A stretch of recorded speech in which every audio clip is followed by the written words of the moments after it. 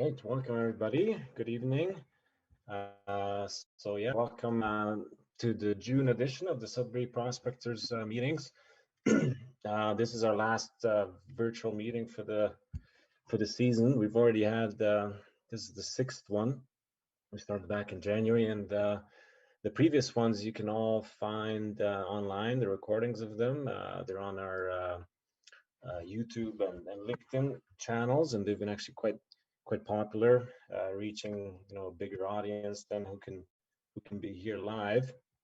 And today we have a couple presentations that should set you up well for the prospecting season this summer.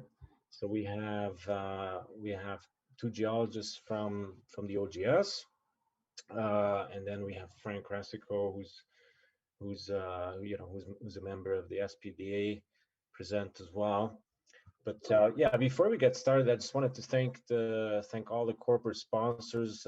We started this a few months ago, and there has been really an outpour of support. So thanks to all these companies that you can see here on the screen. And I'm just going to mention the latest addition, who's Frontier Lithium.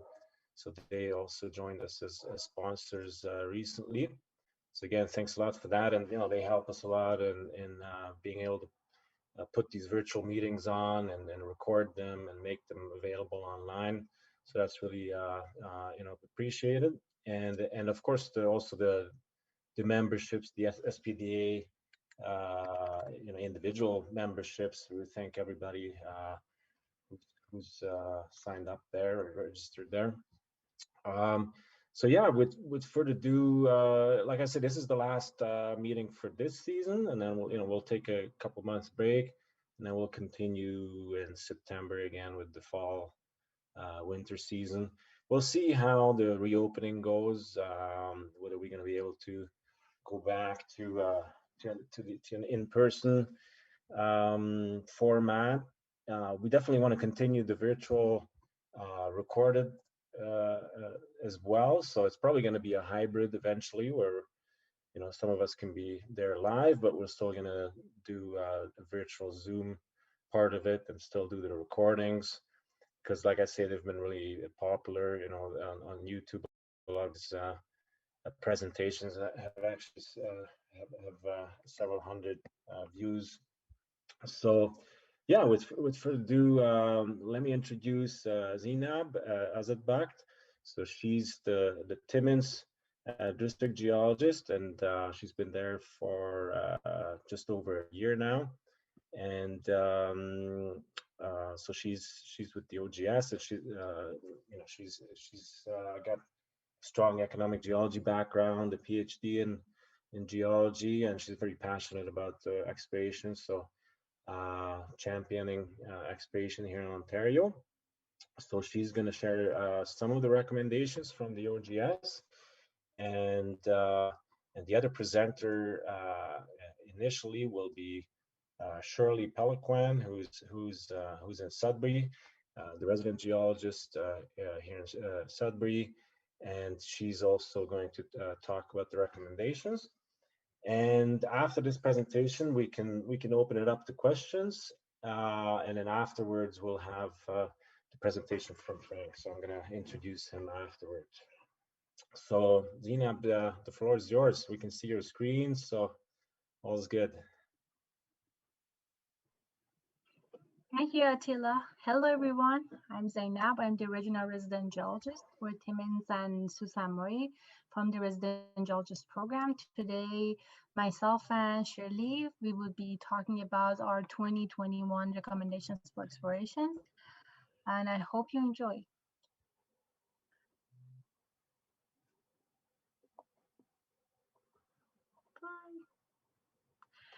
So the resident geologist program, we are basically the public face of the Ontario Geological Survey. At resident geologist program, our role is to provide geological expertise and help to our clients. Our mandate is to promote and stimulate mineral exploration within Ontario. and also to generate and share new ideas and basically new geoscientific data and idea, which we are doing that through providing our recommendations for explorations. Just to give you a little bit of a historical background on the recommendations for exploration, or RFE, the Resident Geologist Program has been producing these reports for more than 50 years. They used to be a part of our annual report of activities, or ROAs, starting in 1967. And then in 2001, we decided to publish them as a separate booklet, naming them the recommendations for exploration when they contribution started to get more numbers, and then it became more voluminous. So each booklet of the recommendation for exploration usually includes between 15 to 20 articles, and each article is between 4 to 5 pages long. As the value that the RFE has to our clients, we usually see a good incline in the registration of the land frequently after the time that we publish our report of the recommendation for explorations. We do have a recorded that we believe that it's about 45 minutes since we published the report. We do encourage our clients to be patient with the RFEs because these are the first steps of any exploration program.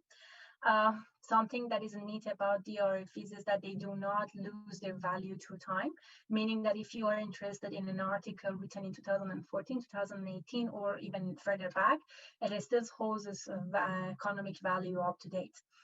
So we try to highlight other products of the Ontario Geological Survey, like the maps that we produce, the geochemical and geophysical data that we collect through the recommendations for explorations. So the RFE, we try to write mostly on the commodities of like higher value or hot commodities to our client. At the moment, gold and critical minerals are the ones that are very, very hot in the hot commodities within the in the prospecting and exploration industry, and then that's they are the one that we are dedicating most of our RFEs to. So the Ontario Geological Survey also produced the bedrock mapping, geochemical data set, lake sediment data, lithogeochemistry, and geophysical data that we are trying to use to write our RFEs. The 2021 recommendation for exploration booklet was released in January of 2021. It includes 15 articles. 12 of them covers the whole province of Ontario. 5 are dedicated to Northwest, 6 are dedicated to Northeast, and 2 are dedicated to the southern part of the province. So for today's presentation, Shirley and I will be talking about the one that are covering the Northeast part of the province. So the northeast part of the province includes Timmins, Kirkland, Lake, Sudbury, and Sault Ste. Marie districts. And these are the people, some of the people that works within this district. So here I am, the regional resident geologist for Timmins and Sault Ste. Marie, and Pete, who is the resident geologist for the Kirkland and Sudbury districts. We have Shirley, who is the Sudbury district geologist, Darla, Timmins district geologist, Baroon, the Sault Ste. Marie district geologist, and then we have James, who is the district geologist for Kirkland Lake. So starting with the one that covers the whole province of Ontario, we're going to talk about the OGS Focus, the newest addition to the OGS Earth. This layer is the layer that quantifies and highlights the OGS mineral exploration data sets. It's basically a series of maps and the layer of the map that quantifies data from the Ontario Assessment File database, the mineral deposit inventory, and also the GeoHo database that we have available online. So what it does, it bases its map on the cells of the MLAS. And then it starts to score each of the cells based on the availability of the data sets that we have on those specific cells. So the number of the features that overlaps on each of these cells would be counted and multiplied by a weighted value called the data weight. And then based on what weight we would be ended up with, it would create a color-coded map, like the one that you see in this short video. So the higher you go on color from gray to red, you are facing with a better chance of finding something in that area. So the map that you see, it actually is dedicated to the areas that are open for acquisition. So if you go online, download the OSS Focus and open it, you can actually download it in two different formats. You can either download it as a file that would be installing and adding on Google Earth, or you can actually download the shape file of the ArcGIS. We tend to keep our data sets as up to date as we can. So if you go on OSS Earth and download the file, we usually upload the most updated version on our website. So please check if you have downloaded it already, check if there is an update available that you can download. So moving on to the Sudbury district, Kendra Zemit, our past district geologist for Sioux, wrote about the southwestern part of the Batchwana Greenstone Belt. So this study started with the observation that there are various gold occurrences documented within the southwestern part of the Batchwana Greenstone Belt. The belt is located approximately 100 kilometers south of the Michipictan Greenstone Belt, which hosts multiple operating orogenic gold type deposits and mines. The southwestern Batchwana Greenstone Belt hosts also several copper and gold mines. So when we're looking at this part of the map, it comprises of Archean and mafic to intermediate metavolcanic rocks, and also metasedimentary rocks. That are intruded by felsic intrusions in pink, and then they are also cross-cutted by faults that they follow north-northeast and north-northwest directions. So you completely see the shear zones when you're on the field. And even though that they have the right kind of geochemistry, the right age, right location, and we see gold mineralization happening within the area, is still underexplored. So some of the recent activities that we've done in the southwestern part of the Greenstone Belt have shown great values of gold. So we do see values up to 4.28 gram per ton gold over 3 meters. That in parts include 9.05 gram per ton gold over a meter of the drill core. So the recommendation for the southwestern part of the Batchwana Greenstone Belt is that based on the multiple recorded historical gold occurrences and also positive results from recent mineral exploration activities in this area, it is still underexplored, and it is recommended that further investigation be done in this area when it comes to gold mineralization. Moving on to Timmins District, our past district geologist Pierre Bosquet wrote about the gold mineralization within the Timmins camp. So Timmins is known for its gold occurrences. So what Pierre did, he looked into the data that we have available online to see if we can create maps that show whereabouts you would be able to find your next gold project. So he created 4 maps for the whole district of Timmins following this procedure. So what he did, he used the mineral deposit inventory, or the MDI points that we had available online as for the baseline, and the geological map, the bedrock map that we had as for the background. So each point that he plotted on the map, it was a mineral occurrence that was documented in the MDI database with the status that ranges from mineral occurrence to past producing mine. So each of the points had to meet a threshold to be included in the map, and the threshold was 0.5 gram per ton gold, and there should have been a minimum of 200 meter distance between the plotted or the chosen MDI points. So by doing so and plotting that on the bedrock geology map, he was able to clearly show the trends of the gold that we have already realized that they exist, and also the trends that we were looking for a while. And his map was actually able to show the location of the Cote Lake gold very, very clearly on the map. So his recommendation for these maps was that these maps give insight to where to look for gold. Does not necessarily mean that if you look into these maps, you would definitely find something. However, it would increase your likelihood of finding a gold prospect or a gold deposit. And moving on to myself, I did write on the rare REE deposits and their potential within the Timmins and Sudbury districts. So the rarest elements, or the REEs, are a group of 15 elements that are in the periodic table of elements known as lanthanides. The lanthanides are divided to 3 groups of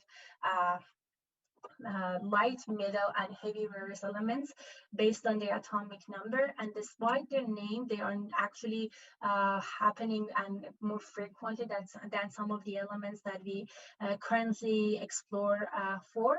For example, cerium, which is a light rare earth, is more abundant than copper, while neodymium and praseodymium are more abundant than the lead, the element of lead. So rare earth element has wide variety of use, going from metal alloy to high-tech industry like in the hybrid car, electric car, steel industry, and then even glass. But one of the main usage of the rare earth element, especially 4 of them, neodymium, praseodymium, dysprosium, and terbium, is to create permanent magnets. So they are magnet fields. And these 4 are the ones that are most expensive, and they are the ones that are dictating the price of any deposits related to rare earth mineralization. So at the moment,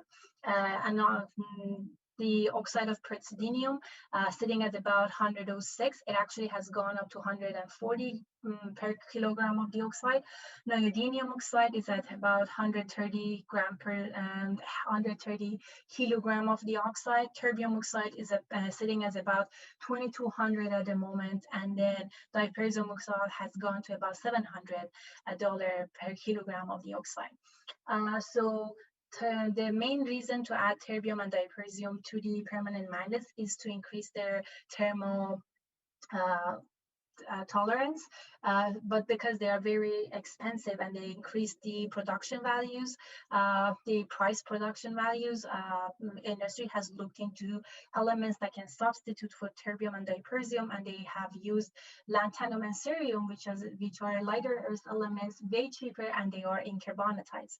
So looking at Timmins and Sudbury, we do have numerous occurrence of carbonatites and alkaline soutes that we can extract lighter earth elements from. When we talk about the production of the rare earths globally, more than 80% of the rare earths globally, like the production values globally, comes from carbonatites. So it actually shows how important this type of deposit could be. So when you are facing a rare earth deposit, first thing that you have to look into is the rare earth mineralogy, what minerals you have in your deposit, and what are the variations of the mineralogy that you have. There are more than 200 known rare earth minerals in nature, but 3 of them are being commercialized, meaning that we can extract rare earth element from more frequently. Those 3 are monazite, xenotime, and bastnasite. So if you know that you have a carbonatite deposit or an alkaline soot deposit, it would be best to take a sample in to see the variety of the rare earth minerals that you have in your deposit. Looking at the unclaimed or unregistered MLAS cells that we have in Timmins and Sudbury, regarding the occurrence of the rare earth mineralogy, we do have over 1,000 unclaimed MLAS cells in Timmins and about 23 in Sudbury. And here's the table that I included in my RFE back in October of 2020, showing the location. So these are the name of the major ones in Timmins and Sudbury, the townships, and if they are on patented land or they are on leased land. Since we released our RFE, Borden has been completely reclaimed. Lackner Lake is completely gone. Nemigazenda is very, very close to be completely gone, and Valentine and Shenango has been claimed. So they are going very fast. So if you're interested in looking into rare element mineralization or their potential in our district, I highly recommend reading the RFE and looking at this table to see which one of the deposits and potentials are available for registration. I will pass this along to Shirley to talk about Kirkland Lake and Sudbury. Thank you very much for your time.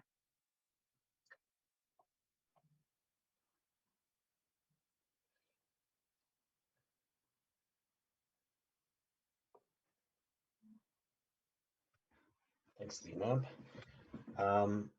I realized that I didn't give Shirley an introduction at the beginning. So before she shares the screen, just wanted to mention that you know, she's been since 2016 with the OGS at Sudbury, and she's got I think 35 years of experience combined in the industry and government and academia, working on a number of different types of ore deposits, nickel, copper, PGs, gold, VMS.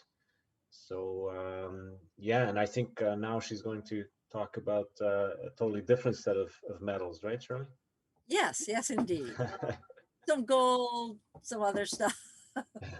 Yeah, that's a part of the point of the recommendation for exploration is also to look at the things that we maybe haven't looked at before. Yeah, people don't know much about. Yeah, exactly. Okay, so thanks, Zeinab, and Attila for the introductions. And so I'm going to be talking about the recommendation for exploration for the Kirkland Lake region, which includes both the Sudbury and the Kirkland Lake districts. And I'm going to start with the Kirkland Lake district. The Kirkland Lake district, James, the district geologist up there, recommended lithium, cesium, tantalum potential in Chambers Township in Temagami. And the reason for his recommendation is it's underexplored despite the importance of the commodity in this day and age. And he feels that there is a good potential for lithium in the township.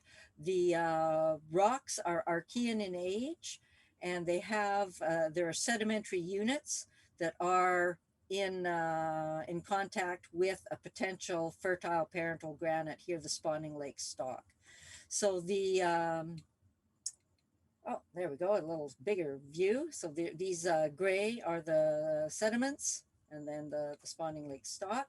So the model that he was using is this one, where he has the parental granite, and the pegmatites are deposited or injected radially out from the parental granite and in a concentric manner, so that the common pegmatites are close to the parental granite, and then the uncommon or the enriched, incompatible, and rare element pegmatites are distal. So if we look at the map, with the Spawning Lake stock being the potentially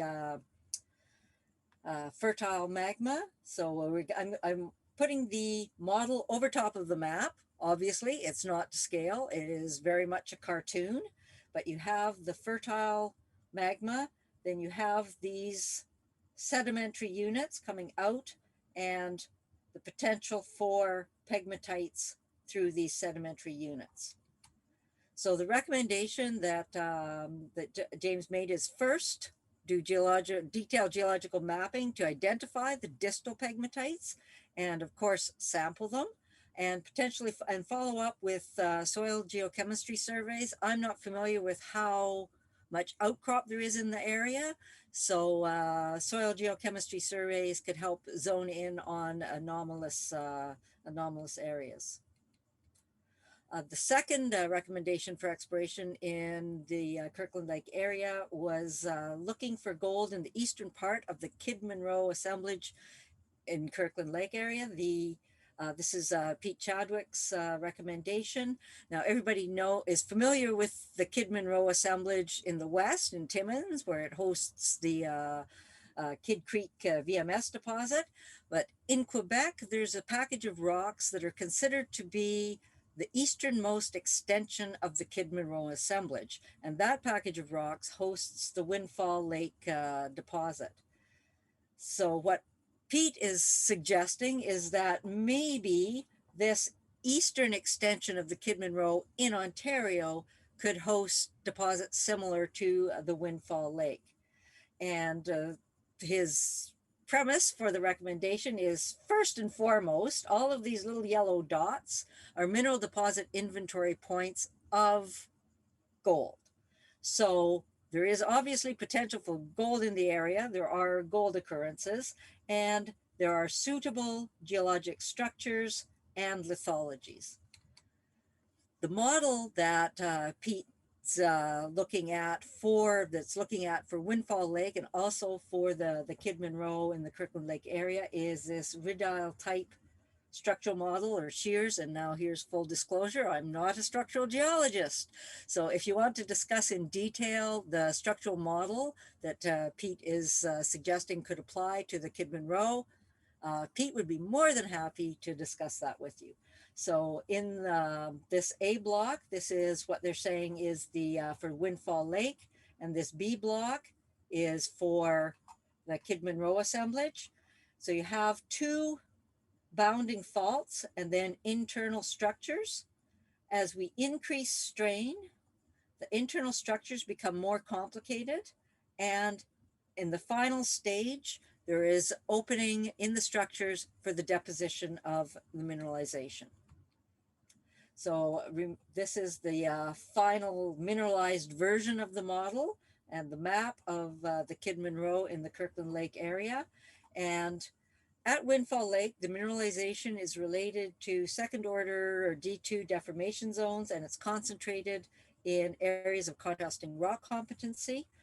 It's that geometric boundaries between flat-lying lithological boundaries and steep-bearing gold structures. So here we have the D2 deformation zones, the secondary deformation zones, and the contrasting in rock types between the layered intrusion and the volcanic rocks.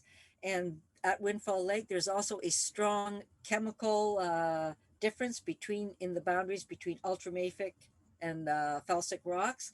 And here we have also the chemical difference between the intrusion and the hosting volcanics. And we can see that there are a number of these gold occurrences that are near the that contact or along these secondary faults. So what Pete is recommending is for high resolution geophysics in the area, also to reassess the existing geophysics, to support the exploration program with overburdened bedrock interface sampling using a sonic or rotary air blast drill, and then to follow up on results with diamond drilling. So his question is there another Windfall Lake deposit such as they find in Quebec in the eastern part of the Kidman Row assemblage in the Kirkland Lake district? Now, moving on to Sudbury. What I recommended was looking for vanadium potential in the Grenville province, or iron titanium vanadium. Vanadiferous titanomagnetite deposits are the principal global source of vanadium. They are magmatic accumulations of magnetite and ilmenite within intrusions or metamorphic rocks. Now, in the Sudbury district and in the Grenville, historically, iron occurrences were not analyzed for vanadium or titanium. Now, this could be that they were analyzed and it wasn't reported, but it's also quite probable that the multi-element packages that we have available to us today weren't available. So they analyzed the accessibility of analyses was limited. So there are many iron deposits that have no record whether there is vanadium or titanium related to them. The other thing that we do have to remember is I'm talking about the Grenville here. So it is metamorphosed and has undergone hydrothermal activity. So when we're looking at any deposits, we have to remember that they could be modified from their initial magmatic character. So in this table, which was taken from or modified from Hull in his talk at PDAC in 2019, and bearing in mind again that this is the Grenville, so everything could be modified. The World VTM or Iron, Titanium, Vanadium Associations, the rock associations are Proterozoic and Orthosite complexes. The upper parts of large layered complexes are the lower parts of subvolcanic intrusions. Now I'm going to just bypass the host rock and go over to the ore occurrences. So you can all read the host rocks. So for the anorthosites, the ore occurrences are cross-cutting massive lenses with sharp contacts. For the layered complexes, they are conformable, laterally extensive layers with sharp ore gradational contacts. And in the subvolcanic intrusions, they're conformable, massive layers or lenses with sharp or gradational contacts. And the primary ore minerals are obviously titanomagnetite with either, can be with ilmenite or with apatite. So in the Grenville, in the Sudbury district, there are 20 mineral deposit inventory records up for iron with or without titanium and vanadium. 9 of them are classed as magmatic, 2 as magmatic metasomatic, 5 as hydrothermal, and 4 as metamorphic. In the recommendations for exploration publication, in the first table, all of the MDI points are listed out with their township, their mineral deposit inventory number, and other information on the occurrences. Also with the mineral deposit inventory, there is a classification or ranking of the occurrences. And in the Grenville, in the Sudbury district, there are developed prospects with where mineral resource estimates have been completed. There are 2 prospects with resource estimates. There's 1 developed prospect with no resource estimation calculation. There is a, let me look, a prospect. There are 9 occurrences here in the green and 6 discretionary occurrences. Discretionary occurrences simply mean that there is not a great deal of information on those occurrences. The other thing that's on this map is data for vanadium from lake sediment geochemistry surveys. There are 2 sets of, or 2 groups of surveys here. One from the GSC, which are the yellow dots or yellow circles with the black dots in the center. The red dots in the center indicate the OGS geochemistry surveys. And so there is a potential to look for what is the bedrock source of these anomalies. Now, the Grenville in the Sudbury district is in the Southern Ontario Mining District, which of course means that surface right ownership impacts or affects the availability of land for claiming. So of the 20 MDI records, one of the occurrences is on a lease or patent.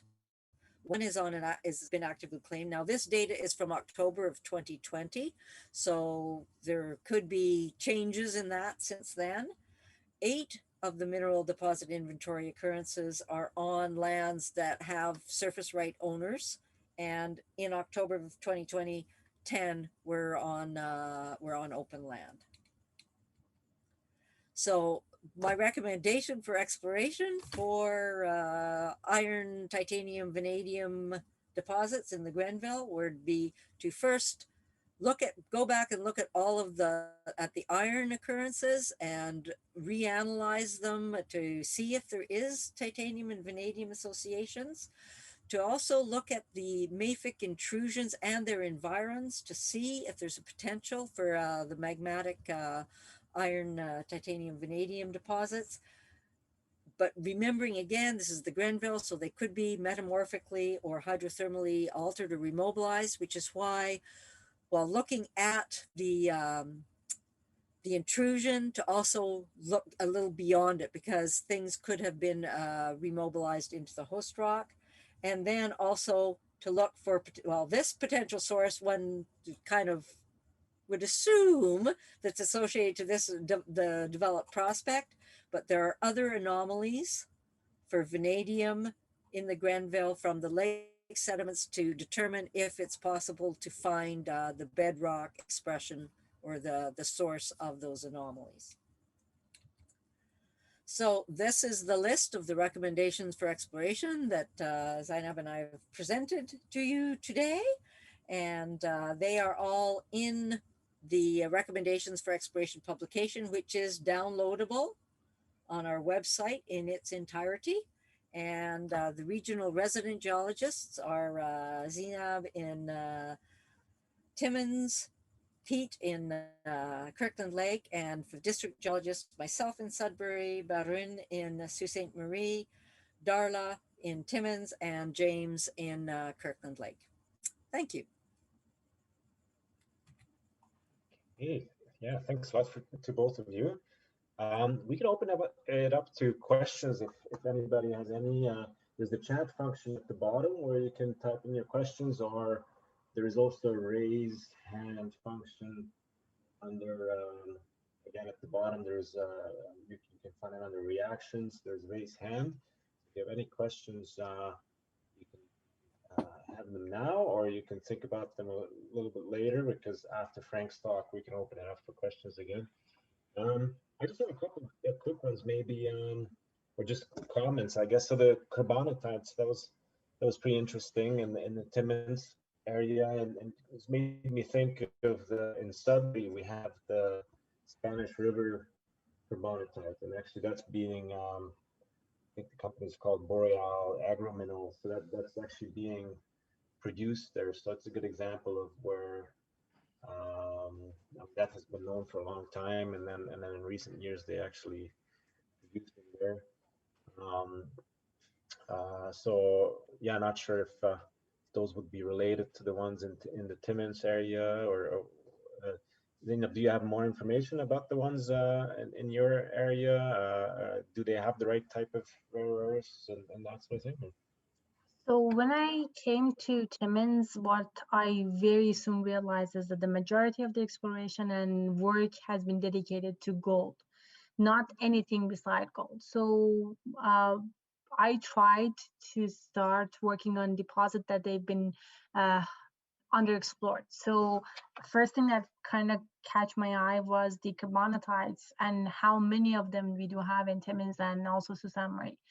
I started collecting information, and the last time that most of them have been even looked at was in 1980s, and Ron Sage did his study. So the Geological Survey of Canada has a short publication on the carbonatites and alkaline soutes in Ontario that lists 42 within Ontario and show them on a map. And they start to gather information on the occurrences. And I do believe that we have quite a few in Sudbury. But the problem with Sudbury one, when I looked at, is that the majority of them are on patent land.